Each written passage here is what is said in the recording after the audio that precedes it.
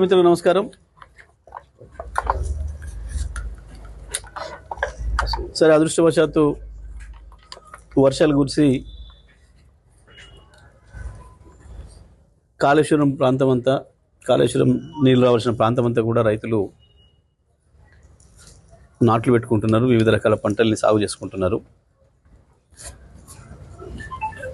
వీళ్ళు ఈ రాష్ట్ర ప్రభుత్వం కాళేశ్వరం కూలిపోయింది అని చేసిన అబద్ధం నిజమని చెప్పి మరోసారి నిరూపితమైంది. మొన్న నందిమేడారం పంపులు ఆన్ చేసి మిడ్మానర్కి ఎట్లయితే నీళ్ళు తెచ్చిండ్రో, అక్కడి నుండి గతంలో మల్లెన సాగర్కి, అక్కడి నుండి కొండపోచమ్మ కూడా ఏదైతే నీళ్ళు తీసుకొచ్చిండ్రో, అదే పద్ధతుల్లో సూర్యాపేట జిల్లా కూడా నీళ్ళు తీసుకురావాల్సిన బాధ్యత ఇరిగేషన్ మంత్రి గారి పైన, ముఖ్యమంత్రి గారి పైన ఉంది. ఇక్కడ ప్రజలు ఇవాళ ఏదైతే పెద్ద ఎత్తున వ్యవసాయం సాగు చేసుకున్నారో, వరితో పాటు ఇతర పంటల్ని, వాటిని కాపాడాల్సిన బాధ్యత ఈ రాష్ట్ర ప్రభుత్వం పైన ఉంది. ప్రత్యేకించి సూర్యాపేట జిల్లాలో గత వారం 10 రోజులుగా కురుస్తున్న వర్షాల వల్ల సాగు పెరిగింది. ఇప్పుడు మళ్ళీ మరి దీనికి సరిపోయే పద్ధతుల్లో నీళ్లు ప్రభుత్వం ఇస్తుందని ఆశించే రైతులు పెట్టుబడి పెడుతున్నారు. దానిపైన ప్రభుత్వం స్పష్టత ఇవ్వాల్సిన బాధ్యత ఉంది. కానీ దురదృష్టవశాత్తు నిన్న చంద్రబాబు నాయుడు, రేవంత్ రెడ్డి గారి ఇద్దరు అవగాహన ఉపన్యాసాలని విన్నాం. ఎంత స్పష్టమైన అవగాహనతో ఉన్నారో ఇద్దరు కూడా. బనకచెర్ల కట్టి తీరుతామని, బనకచెర్లలో ఏదో వృధా జలాలు, సముద్రం పోయే జలాలు మా మీద చెల్లిపోతున్నాయి, మేము వరదలు భరితంగా నీళ్లు వాడుకోమా అని చెప్పేసి మాట్లాడుతున్నాడు చంద్రబాబు నాయుడు. రేవంత్ రెడ్డి మాత్రం ఆ విషయాన్ని వదిలిపెట్టి మళ్ళీ కాళేశ్వరం లేనే లేదు అని ఏదైతే చెప్పిండో, ఇది కేవలం బనకచెర్ల కొరకే. చంద్రబాబు నాయుడు ఉపన్యాసానికి మద్దతుగానే రేవంత్ రెడ్డి గారు మాట్లాడారు తెలంగాణ ముఖ్యమంత్రిగా. రెండు వేరు ఉపన్యాసాలు కావు, ఒకటి పోటీ ఉపన్యాసాలు కావు. చంద్రబాబు మాట్లాడిన దానికి సపోర్ట్గానే రేవంత్ రెడ్డి మాట్లాడాడు. కాళేశ్వరం ఉన్నది, కాళేశ్వరం నుంచి మేము 240 టీఎంసీల నీళ్లు వాడుతున్నాం, అందుకే గోదావరిలో చుక్క నీళ్లు కూడా లేవు, ఎట్టి పరిస్థితుల్లో కూడా బనకచెర్ల కట్టడానికి వీలు లేదు అని చెప్పాల్సింది రాష్ట్ర ప్రభుత్వం. రాష్ట్ర ప్రభుత్వం యొక్క వాదన ఆ విధంగా ఉండాలి. కానీ రేవంత్ రెడ్డి లేనే లేదు కాళేశ్వరం అని మాట్లాడడం అంటేనే చంద్రబాబుకు వంత పలకడము. దీనికి వేరే ఇంకేందో సాక్ష్యాలు, ఇంకేందో వేరేది లేదు. కాళేశ్వరం ఉన్నది, కాళేశ్వరం నుంచి సంవత్సరానికి 240 టీఎంసీల పైగా నీళ్లను వాడుతున్నామని చెప్పాలి. ఇది చెప్పకపోతే బనకచెర్లకు అనుమతి ఇచ్చినట్టే, తెలంగాణకు ద్రోహం చేసినట్టే, అందులో ఏం సందేహం లేదు. మీరు వాడిన నందిమేడారం పంప్ హౌజ్లు కావచ్చు, గాయత్రి పంప్ హౌస్ కావచ్చు, ఆ తర్వాత మిడ్మానేరు పైన ఉన్న అన్నపూర్ణ కావచ్చు, మల్లన సాగర్ కావచ్చు, అక్కడి నుంచి కొండపోచమ్మకు తీసుకురావడానికి వాడిన ఇతర పంప్ హౌజులు కావచ్చు, నంగనాయక సాగర్తో సహా, ఇవన్నీ కూడా కాళేశ్వరంలో భాగమే. మీరు ప్రారంభించాల్సిందల్లా కేవలం కన్నెపల్లి పంప్ హౌజు, దానిపైన ఉన్న ఇంకొక పంప్ హౌస్, సుందిల దగ్గర ఉన్న పంప్ హౌస్,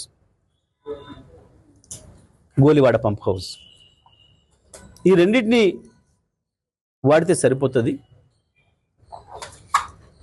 ఇవాళ మల్లన సాగర్ నింపాల్సిన అవసరం ఉంది, రంగనాయక సాగర్ నింపాల్సిన అవసరం ఉంది, అన్నపూర్ణ నింపాల్సిన అవసరం ఉంది, కొండపోచమ్మ ఆ నుంచి బస్వాపూర్ నింపుకోవాల్సిన అవసరం ఉంది. మరొక వైపు వరంగల్ జిల్లాలో మైలవరం నుంచి, బైనవాగ నుంచి సూర్యాపేట వరకు, చిన్న సీతారాం తండ వరకు నీళ్ళు తీసుకురావాల్సిన అవసరం ఉంది.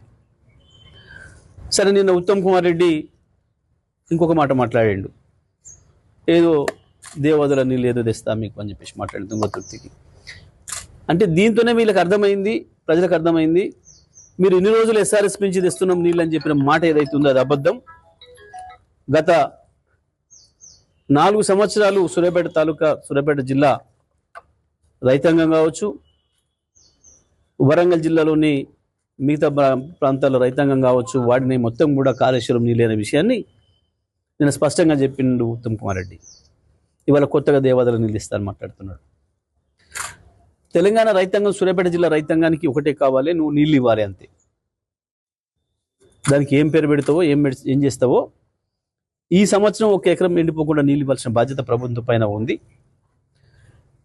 ఈ ముఖ్యమంత్రి చేస్తున్న ద్రోహం ఏదైతే ఉందో తెలంగాణ ప్రజలకి, తెలంగాణ ప్రజలందరూ కూడా అర్థం చేసుకోవాల్సిన అవసరం ఉంది. రైతాంగం కూడా తగు రీతిలో స్పందించాల్సిన అవసరం ఉంది.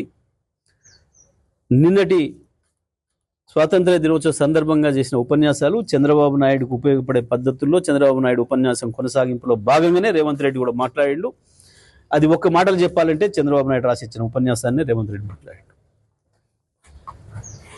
కానీ డ్రామా చేసి ఏదో మీడియాల డబ్బా ఛానళ్ళల్లో ఏదో ముఖ్యమంత్రులు పోటీపడి మాట్లాడిన కొంతమంది వేసినారు.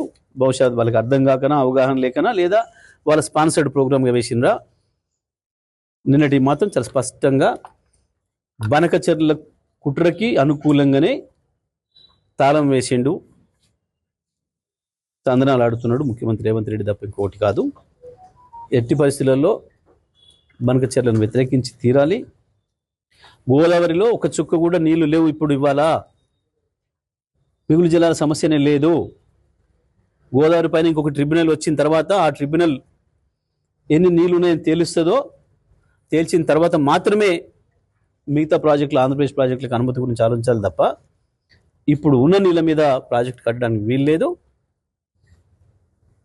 మనం ఏదైతే కాళేశ్వరం నుంచి వెళ్ళి వాడుతున్నామో, గతంలో వాడినామో దాదాపు 250 పైన టీఎంసీలను, అవి మనవి పూర్తి వినియోగించబడ్డవి. గోదావరిలో మనకి ఇప్పటివరకు ఇచ్చిన హక్కును, కాబట్టి చుక్క నీళ్ళు కూడా దాంట్లో లేవు.